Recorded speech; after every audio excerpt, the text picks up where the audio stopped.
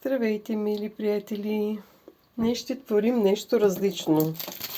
Ще украсявам едно мое огледало, което ми се вижда много обикновено и не ми е по вкус. Така, минаваме към процес на творене. Хайде да видим!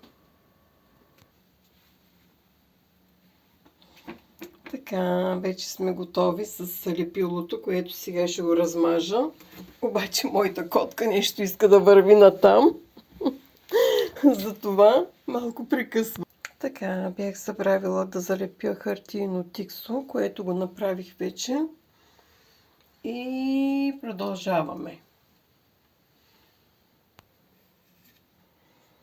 Така, минах с едно лепило. И това нещо ще го правя за първи път и нямам представа доколко ще е успешно, но затова пък ще опитам. Нищо не ми коства да опитам. Така, пак спираме за в интерес на истината, не знам доколко успявам, но затова пък продължавам. Имам тук пак едно друго бяло.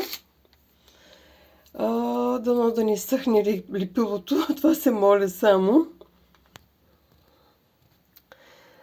За съжаление, виждам, че лепилото не ми е равномерно нанесено навсякъде. И може би няма да стане сполучливо това, което искам като краен резултат. Но нищо не пречи да продължа да видим какво ще стане моето прекрасно огледало.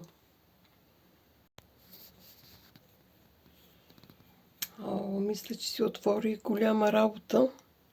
Дано да си заслужава всичко това. Цялото това усилие. Малко ми е трудно така. За сега пак ще спра за мъничко.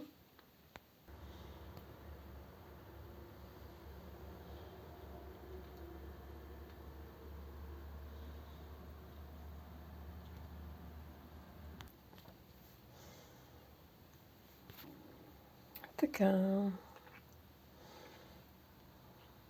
Горе-долу се получи нещо. След време ще видим какво се е получило.